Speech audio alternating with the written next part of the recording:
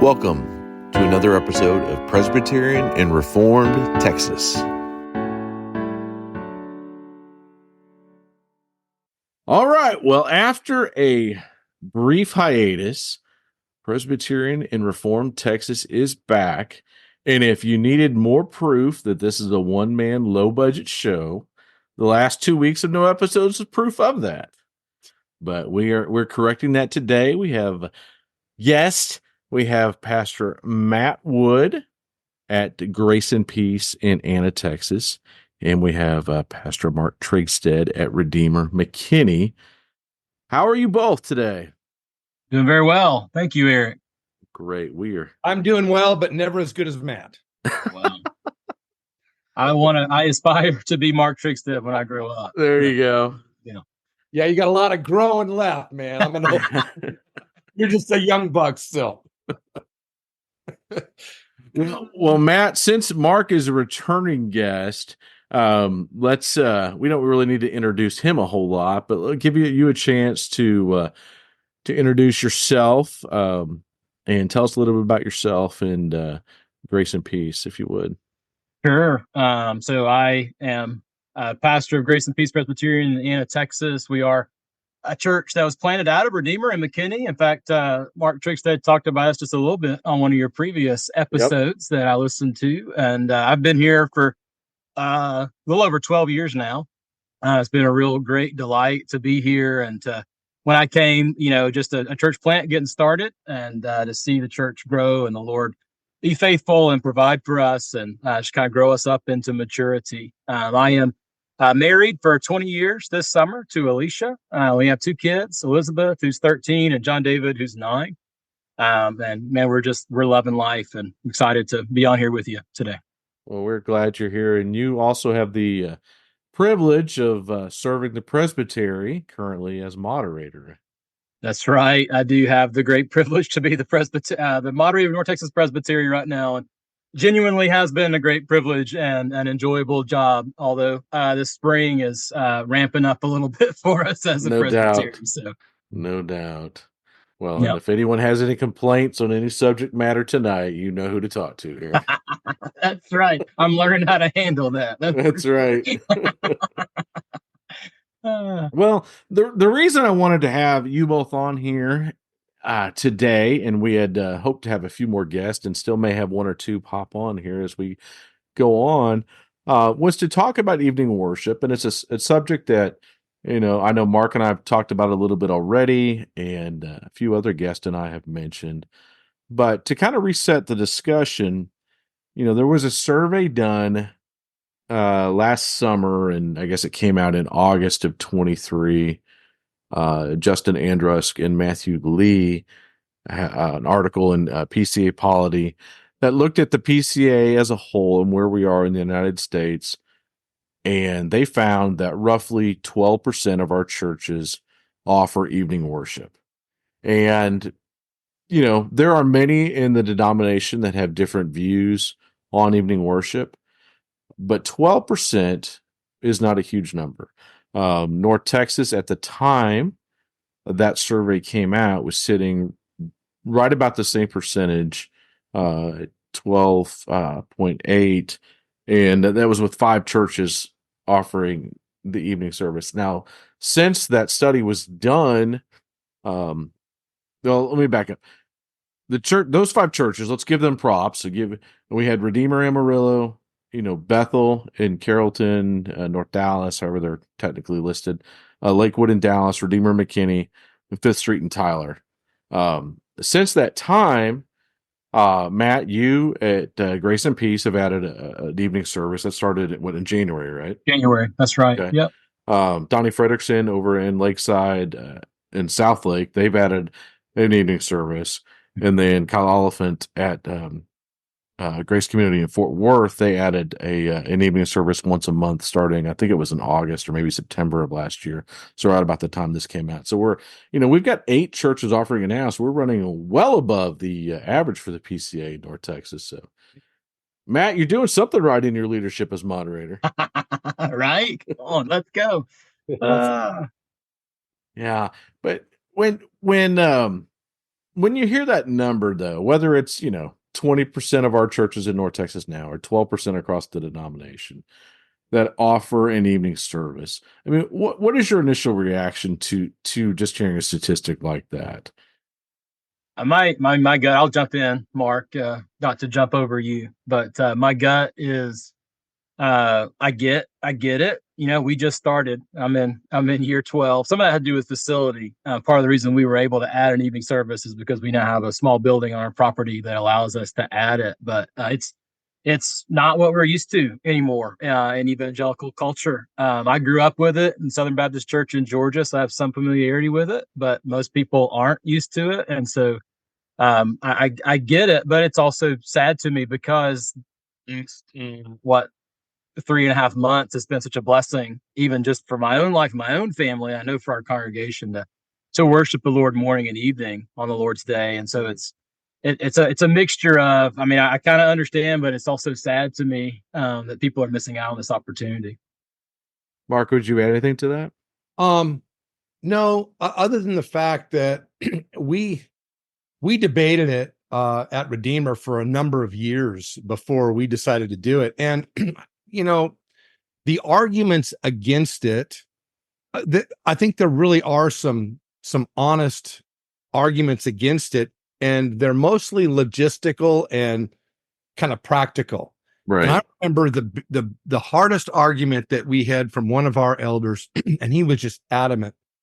The reason why he would not support and never would support evening service is that he felt it would lead to kind of elite Christians, that the congregation would be split into those who go to Sunday morning and Sunday night as the super real Christians, right? And then others that might only go to Sunday morning would be looked at and thought of less. And I think that was an honest way to look at it. I think it's turned out for us to be wrong, simply because of what we look at Sunday night as an opportunity for. And it's not to be anything other than just ending the day with the Lord as we begun it, and an opportunity.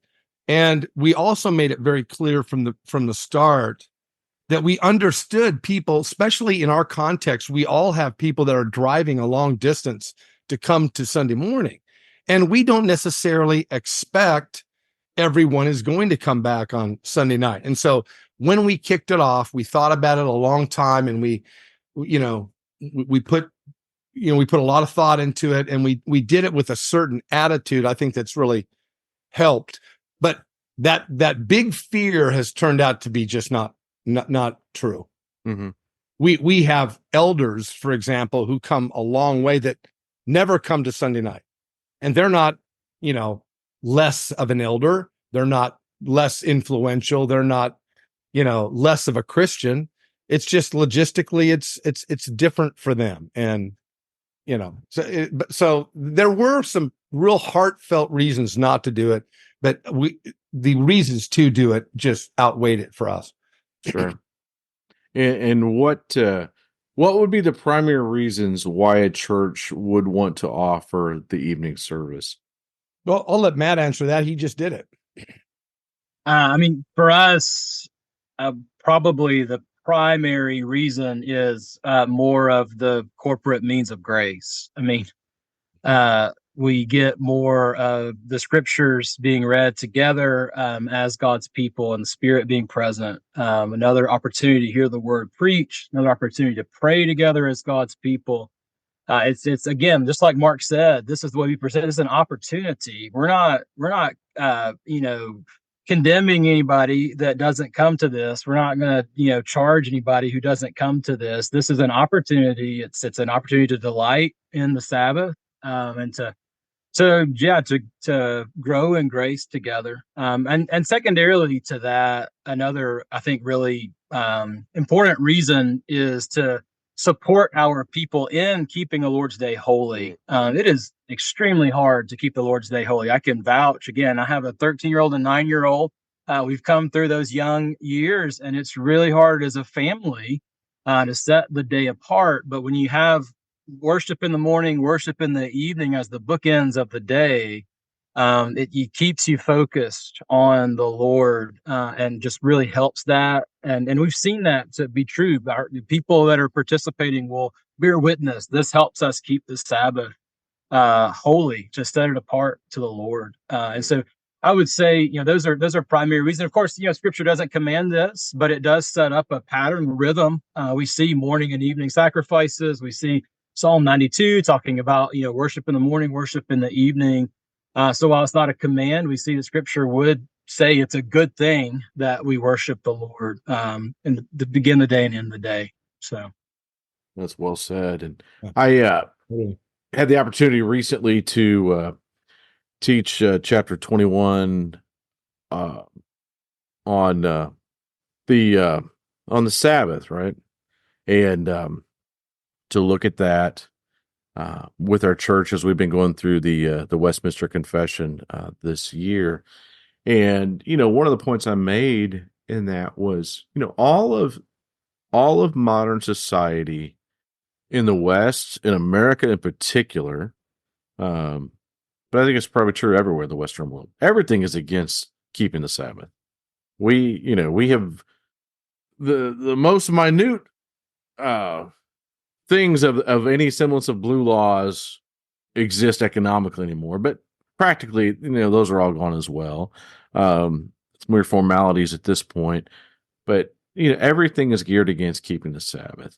And why wouldn't we, as you said, Matt, give people opportunities? Why wouldn't we give people opportunities to better understand how we can set the day apart and keep it holy, right? Mm-hmm. I mean, we know even offering an evening service, it doesn't solve the problem in and of itself.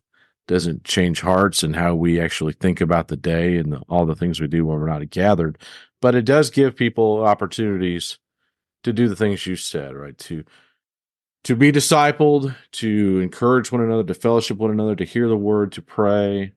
If you were to have the sacraments during that service, opportunity for that. Yeah.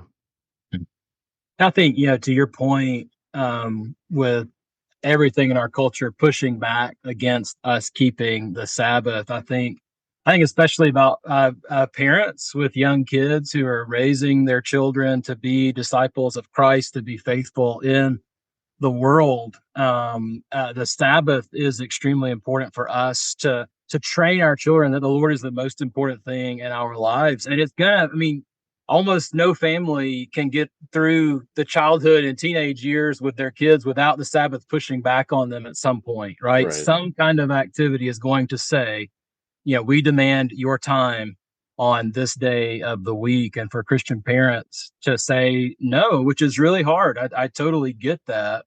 And that's even a help with the evening service, because, it's easy to say, well, as long as we get there in the morning, it doesn't matter what we do in the afternoon. But if you're giving morning and evening to the Lord in worship, it's hopefully a help even in that discipleship process. Right. Saying, look, this is what we do on the Lord's day. It's His day. We're not going to do these other activities. Right. Yeah. And for people, whether they're their families with kids in their activities, or someone's profession, that they do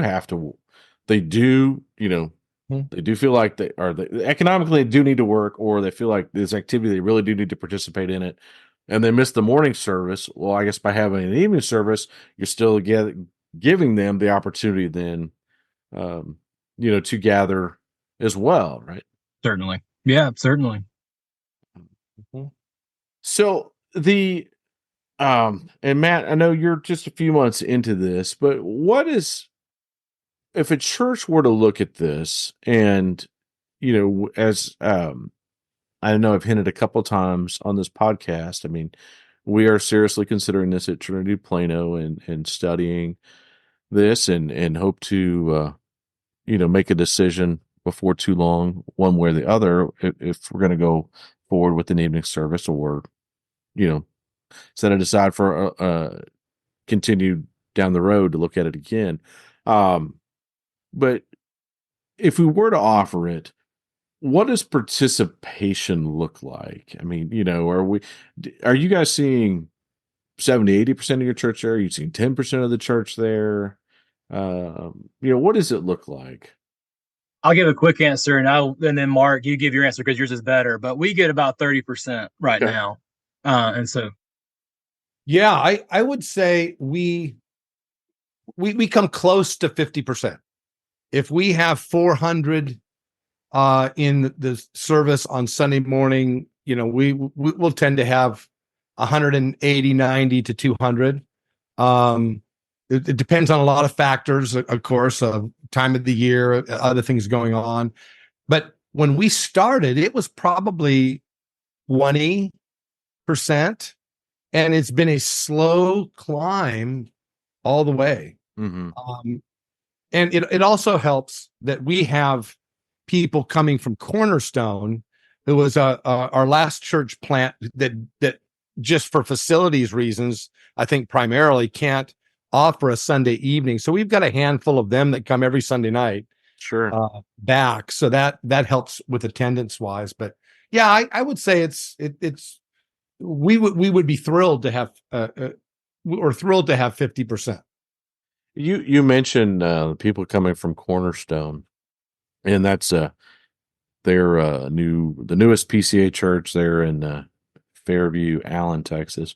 But I think one of the things that we probably should do a much better job of as PCA churches is letting our sister churches know, hey, we have an evening service. If you're we can't offer one, don't want to offer one, like the situation you were in, Matt, right? And you guys are into school Sunday morning. Yeah. Until you recently had this new opportunity to put something on your land, you didn't have that opportunity.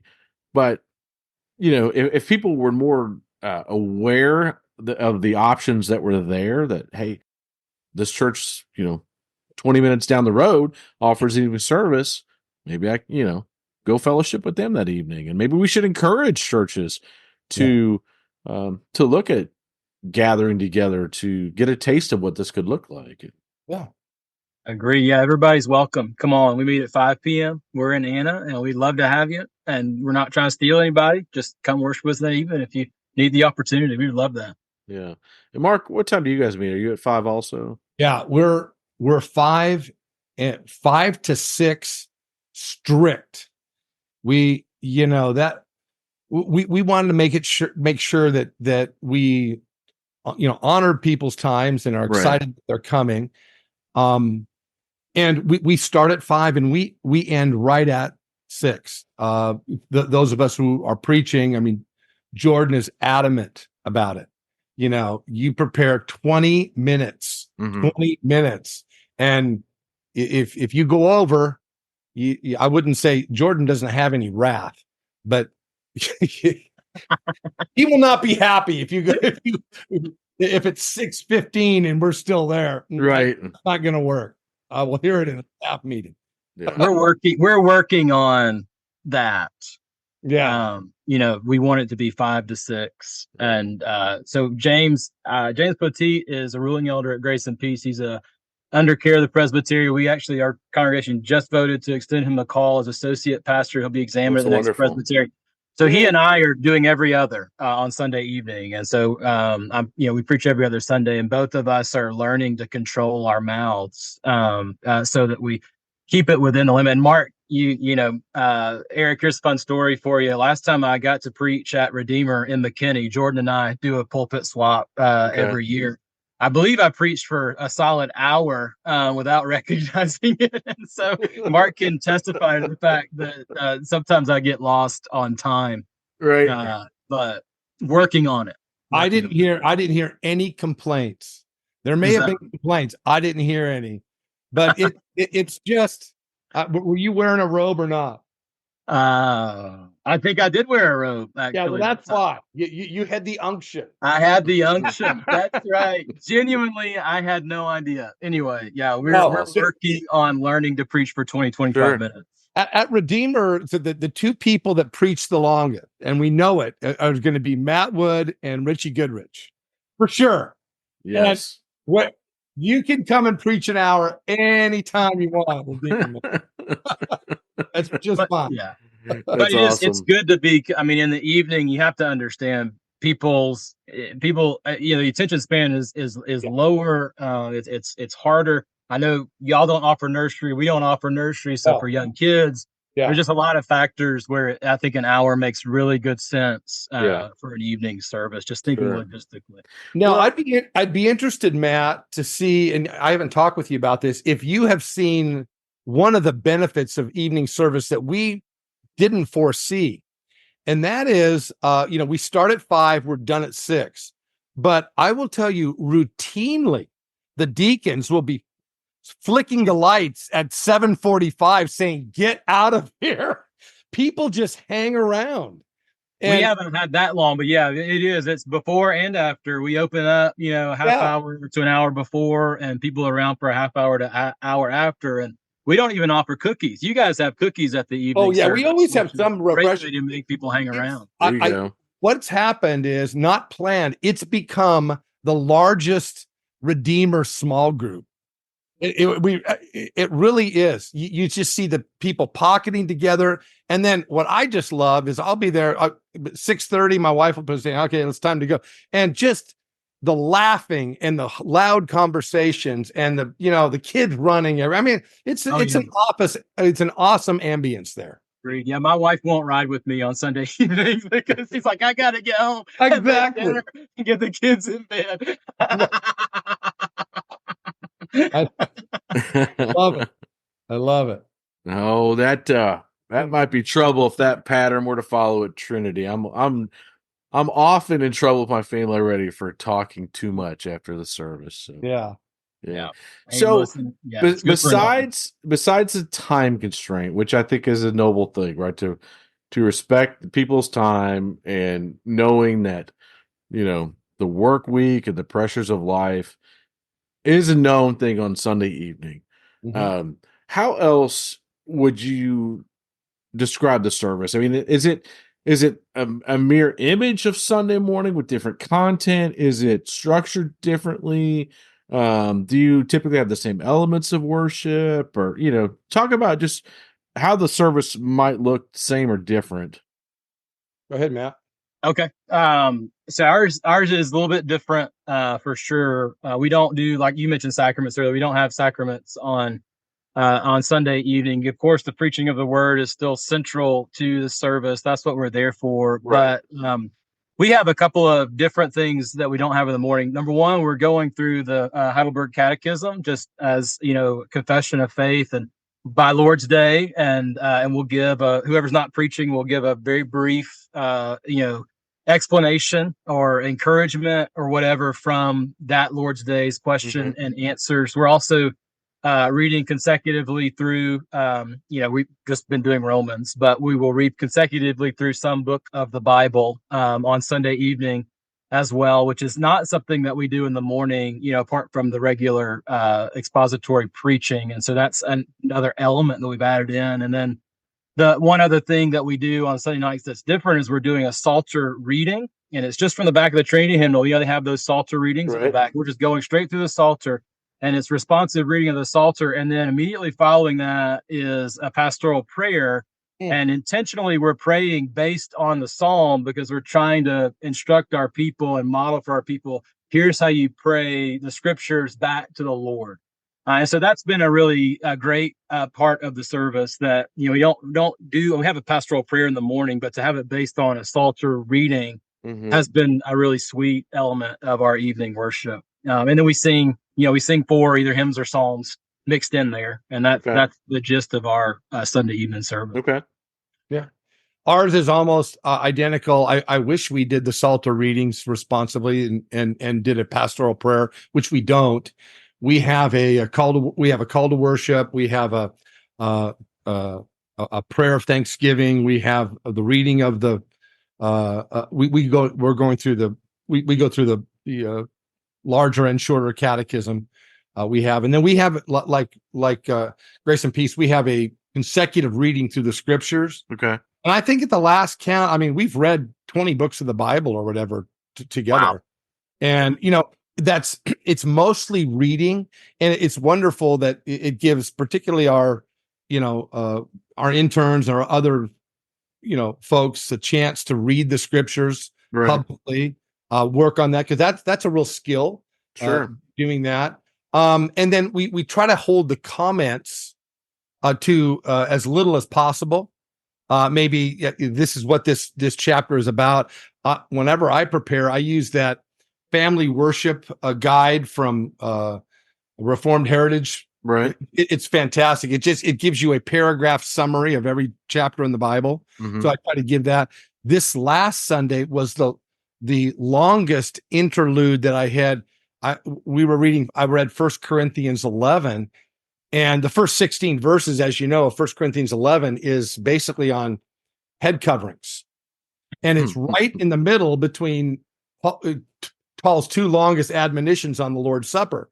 And we have had 4 or 5, maybe 6 families join that use head coverings. Okay. And so I thought, I've got to say something about it, and basically took the opportunity to say, look, there's 2 camps here.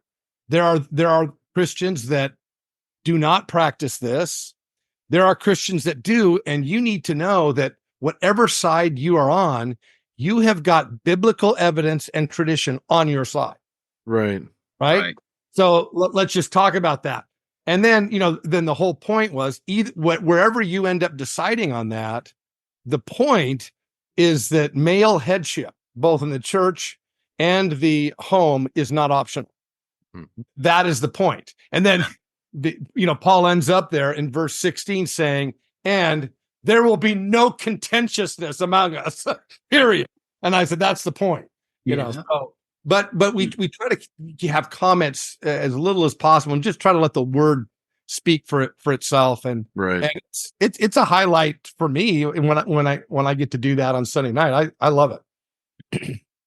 Have you ever taken testimonies like during the evening service? When we have a 5th week in the month, we forego the normal Sunday night service and do a prayer meeting. Okay. So that's kind of our regular, and we have done different things. We've done have we done a sing? I think we did do a sing once, and testimonies, or but Jordan really changes up the prayer meeting too, to do unique and different things. And it's that the attendance to that has gone up significantly. The last one we had was the day after our Sunday evening on Easter.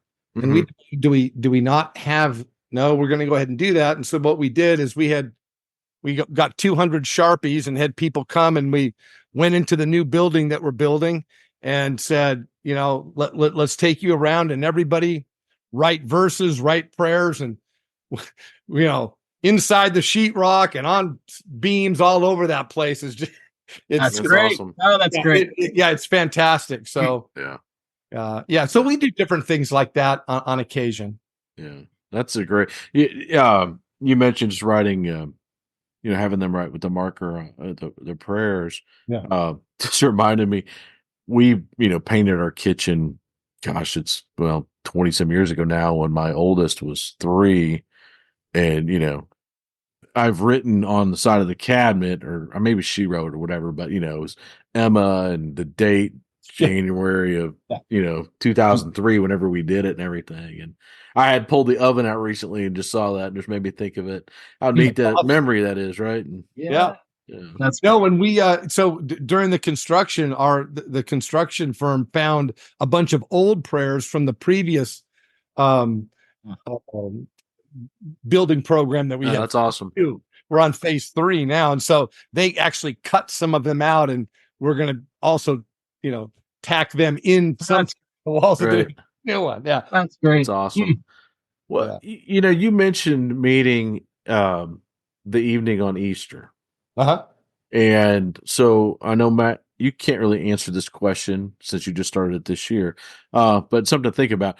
So Mark, in the past, right, just recently, Christmas Eve is Sunday evening. What is your Sunday evening service look like? Is it more a traditional Christmas Eve service? Is it just the traditional, what you do normal Sunday evening, or how do you navigate things like that? I was in Wisconsin, so Okay. I don't know what we did. Uh, But knowing Jordan, we probably had, some timely hymns, yeah. and probably the same catechism and consecutive reading where we're at, and then he would have tailored a message around something. Yeah. That I would think, but I actually wasn't there. I was up in Wisconsin with my son. Well, fair enough. Yeah. What does asked about participation and the numbers you gave, I think, are certainly realistic things that I can't see would be too hard to get, somewhere between 30 and seeing it grow like you did, Mark, right to upward close to 50 now. Would you say the officer participation mirrors that with your elders and deacons, or is it is it a higher participation? And why I ask, right? I mean, the possible, I think, Mark, you mentioned it, right, that you got somebody who has a long commute, and that's just a lot for them to come back again. But just guys who feel burdened already with their service to the church and their careers or whatever, adding another thing to their plate. I mean, how would you pastorally discuss that with them? Yeah, I how we have looked at that is, look, everyone has to, run their own home. Everyone has to make their own decisions, and try it out, or it's here for you, and do not feel burdened if family issues, if life issues, if it's not that big a deal. Mm-hmm. We understand, and I think for the most part, our guys that don't go wish they could or would if they lived closer and they weren't in different life situations. We've got some elders with multiple kids and sure, come from a long way, and all the way up almost to Louisville. One of our elders comes, and so it's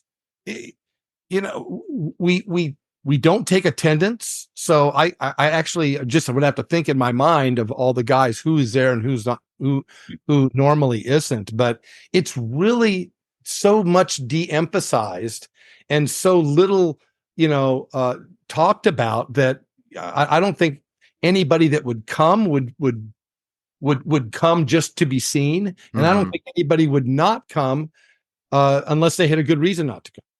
So yeah, it's just the way it was handled from the beginning was just so good that there was no pressure. Like Matt said, this is an opportunity, and it's an opportunity not only to open and close your day with the Lord, but it's an opportunity to schedule your family's life around it.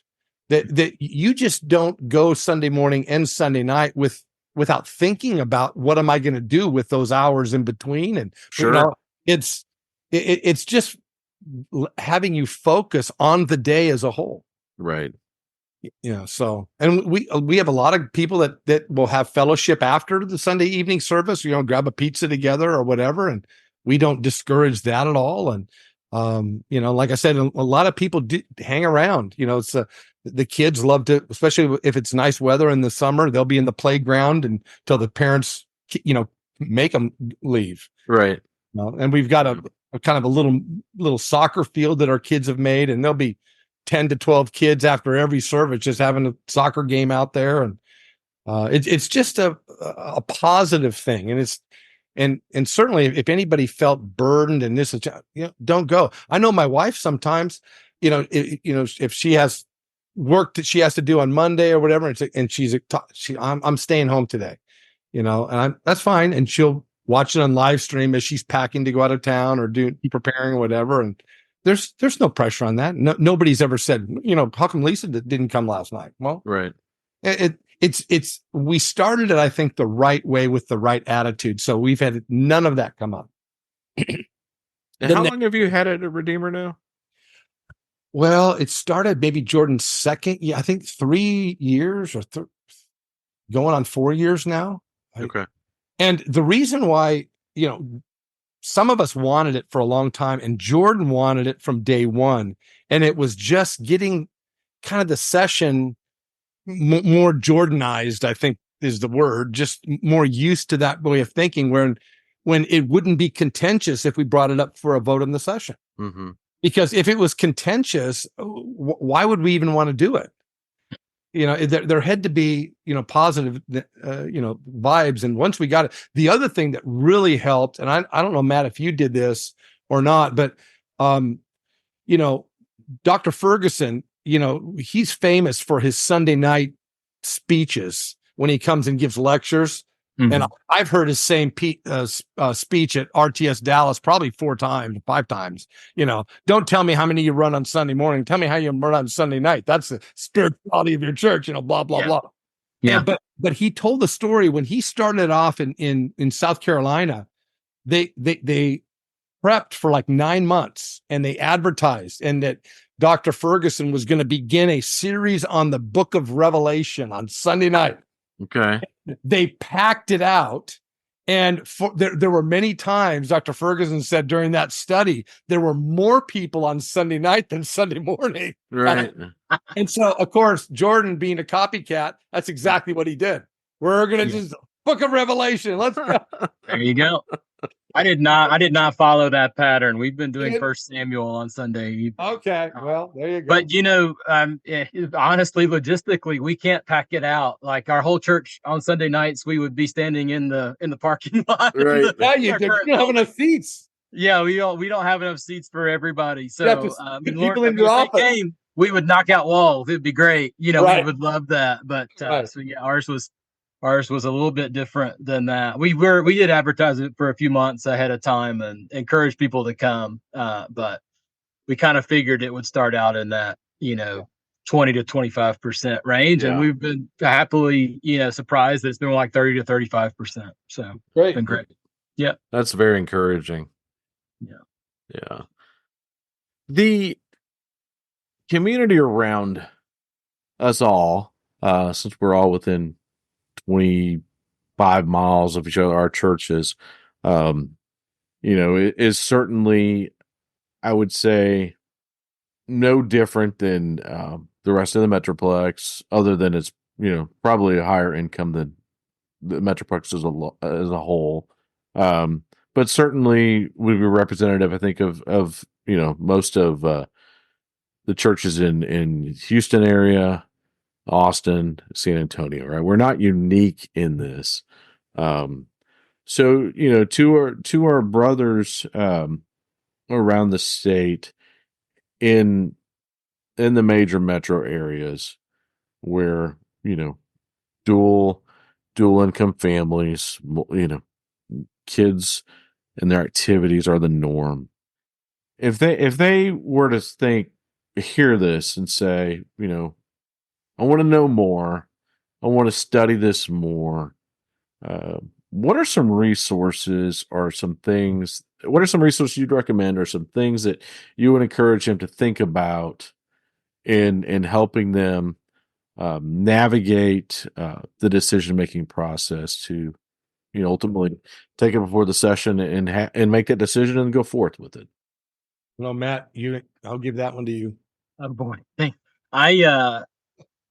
the scriptures are the only resource I could point to. And again, I don't think it's commanded, but you see the pattern of worshiping morning and evening. I didn't read any books about it, or there may have been an article that came out a year or two that gave a good argument for it, but I honestly can't point to it. Now, I will say, Eric, I was fortunate that my session wanted this before we could do it, and we were all in agreement on that. And so there wasn't any argument to be had. We just thought this is a good thing. I will say, just things to think about, and I would say just about the Sabbath in general.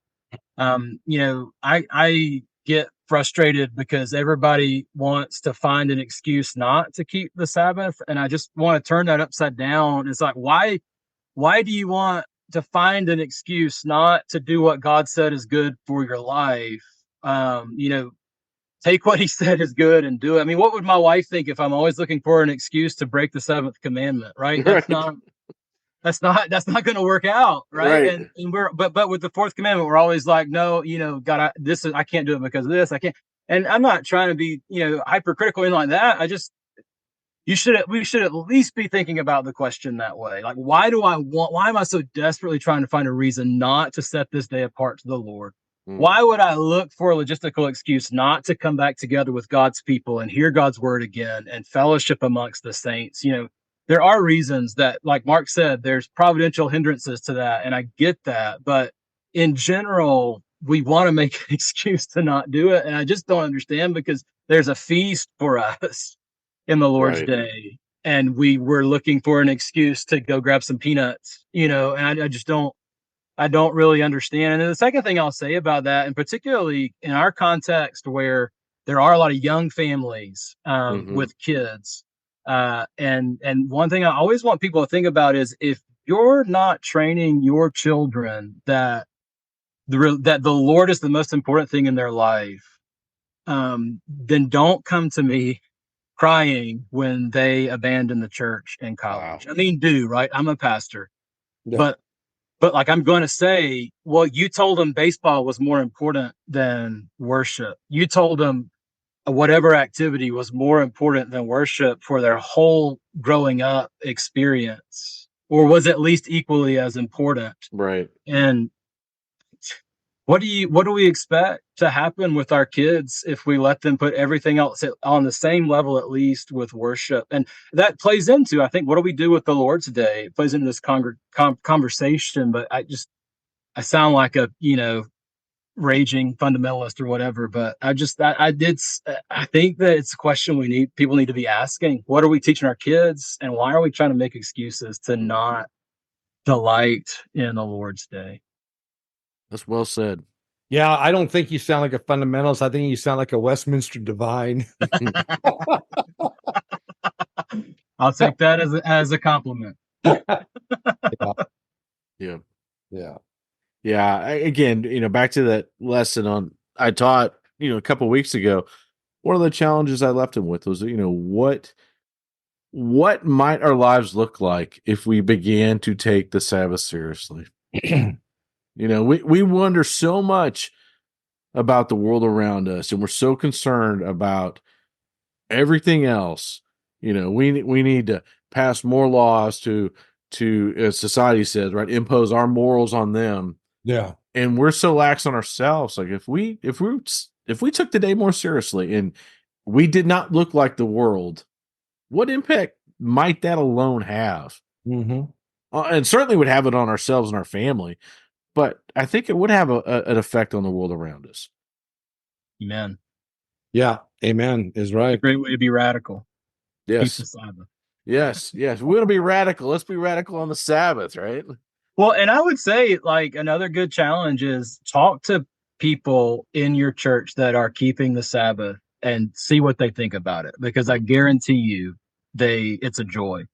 The people that are setting it apart to the Lord, it's not a burden. It's refreshing. It takes time. You have to, it takes time to grow into that discipline. But once it's a discipline, it's a joyful thing. It's not a burden. It's peaceful. It's relaxing. It's refreshing. Mm-hmm. It's freeing. It's not a burden at all. And it's good for people to hear that from the mouth of people who are actually experiencing it. And so that's another good challenge as well, I think, to our people. We have one elder gentleman in our church that we used to always kid him that the fastest we ever see a church member move is this brother from his seat to the front door when the Cowboys have a 12 p.m. kickoff. And but it's really true when that is what's on your mind and heart, when that is what you schedule your time around. And to me, even if you are a big Cowboys fan or a sports fan or whatever, with the technology now, there's no reason you can't, tape that thing and make sure that you don't hear the score, and you can watch it, Sunday night, Monday morning, or whatever, and I promise you'll get the same enjoyment out of it, except you can skip through the commercials. It's even better. So, but particularly in Dallas, it's a problem. Yeah. Have you had, obviously, we're in the more affluent areas. I mean, have you seen like golf, like the Masters this past weekend? Is that an issue for anyone as much as the Cowboys? I don't think so. I've never heard it come up. Greg Lewis on the way out on Sunday night said, "Scotty's running away with it." That's the only data point I have on that. Right. Yeah, I mean, there's people that love it and want to watch it. I haven't, not nearly as much as the Cowboys, at least in the early part of the season. Now, toward the playoffs, nobody's all that big of a hurry. Right. Because they're not in it. Yeah, eliminated after the first round. Those of us who are more sanctified like Saturday football better anyway. Amen. So yeah, it was 1990. The last time the Cowboys were in the Super Bowl was like, what was it, 95 season? Yeah, 95 season, January 96. Dave Sherwood at Christ Pres in Flower Mound that weekend had it was right after Ian Murray had written Reformation and Revival. And he had a conference at his church with Ian Murray, and I went. And I remember asking Ian Murray, during the question and answer time, I said, you guys have soccer over there. I'm sure you've heard it talked about that next weekend, is or this coming Sunday is the Super Bowl, and all of that. I said, what's your take on that? The differences between US and UK, and Ian Murray said, there is no difference. They're both idolatry. He's right. Exactly. Yep. There's a different sport. Yeah. Because it's still an idolatrous heart. Man.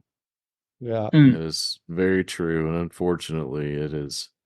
You mentioned, Matt, raising your kids, right? I mean, it's something easy for us to neglect as well. And letting our kids become so enamored with sports, especially on Sunday in the NFL, that truly does become idolatrous.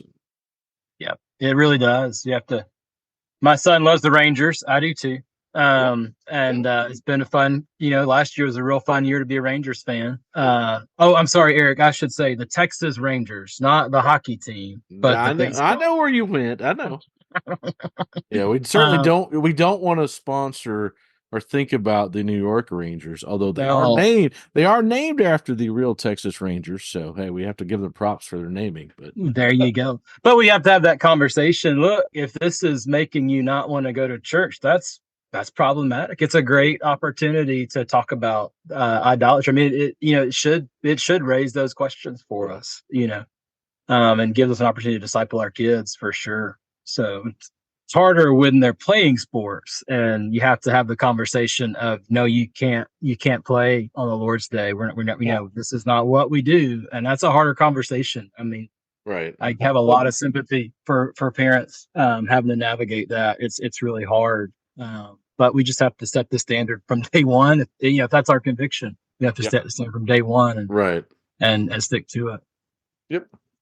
And let's be honest, how many of our kids are gonna be professional athletes or even collegiate athletes? And so, this is not the thing to wrap your life around. No. So no, there's no doubt there. Trigsted's had the genes for that. He's the athlete in the group, but. Well, my dad told me, like, when I was in 6th grade, he's like, look, I hope you want to go to college, but I'm a teacher, and I'm that's the only income. And if you want to go to college, you're going to have to get a scholarship. End of story. go. I'll help you. Good luck. There you go. My dad was my high school football coach There too. you go. Yeah. And he coached you up well, didn't he? No, he was a great coach, man. He was a legend in Portland, Oregon when I was growing up. Then he got this job in Lewiston, Idaho as the head football coach in this town with he was a hunting and fishing guy, and man, he had the time of his life. And we moved there when I was a freshman in high school, and they lived in that house until they both died. Yeah. Wow. Very good. Well, brothers, I thank you so much for the time we've had together today talking on this subject. Are there any last words you'd want to share with churches and our people on this subject, Matt? Just do it. Just do it. It's that simple. Like if it's a wrestling thing, if it's not, I mean, yeah, I'm not commanding it. If it's not in your DNA, okay, we can talk about that. But like if you're just wrestling with, will people come, or can we get the all the stuff together to just do it? And it's fine. We sing a cappella on Sunday nights because I don't have a piano player on Sunday nights. It's fine. It's totally fine. We can't have a nursery right now because we don't have space for it. It's fine. Right. Just, the Lord's people love to worship the Lord. They love his word and they love to gather together with his people. So give them the opportunity. So my exhortation is just do it, go for it. And I think it'll be great for you. It'll be a great joy for your church. Yeah. Yeah. I would say, I've lived through two, now I want to say revival, but that's really not the word in North Texas Presbytery. The first one was the controversy over weekly communion. Mm-hmm. This would have been back late 90s, early 2000s, when the percentages probably were pretty close to the same as they are right now with Sunday night churches that have Sunday night service. Right. It was way less than half of the churches in North Texas Presbytery practiced it. And, we had kind of the same arguments, about that. And I saw a change where I don't know what the percentage is, but the majority, I think, of the churches in North Texas Presbytery have it. And that's one of those things when you make that part of your DNA, you don't go back. And right. I think Sunday night service is the same way, especially if you start off with the right attitude about it. Yeah. We will never go back to not having it at Redeemer. I can promise you that. And I couldn't tell you one church that actually started having Sunday night service that stopped. Maybe there is. I don't know of one. Right. So I would say exactly like Matt, go for it. Seth Miller, starting out his church in Coeur d'Alene, Idaho, started day one with Sunday morning and Sunday evening worship. He said, wherever we find a place to meet as a plant, mm-hmm. the number one priority is that we can have it all day.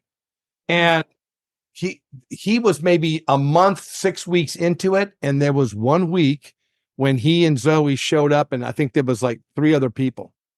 And he's like, I'm not going to lie to you. It was rough. Right. Yeah. But we're starting out this way, and this is what we're going to do. And now they had over 100 people last Sunday, and they're growing, and it's exciting, and all of those things. Beautiful. But that's in their DNA from day one. That's just who, So yeah, go for it. Yeah. Yep. Well, awesome. Well, gentlemen, I thank you again so much for your time today, and certainly you both are invited on anytime. You've actually given me a great topic idea. And Matt, you definitely might be a part of that discussion on, church planting and what facility issues look like in the coming with real estate prices and, school participation and the like. And yeah, call Seth. He'll be on with you. Yeah. Well, but he's not here in Texas anymore, although he still is a member of North Texas. But he is ministering out of bounds. That's right. Is he still a member of our presbytery? He is at the moment. Yeah, he is stated supply. Gotcha. Okay. Very good. No, I'd love to talk about that. 12 years in, we're still in a rented facility, so I could tell you all kinds of fun stories. So, yeah. No, it's been a joy. Thanks, Eric. This has been a fun conversation. I appreciate Good you. deal. Amen, having brother. us on. Well, thank you guys, and listeners, we will catch you next time. Thank you. Bye.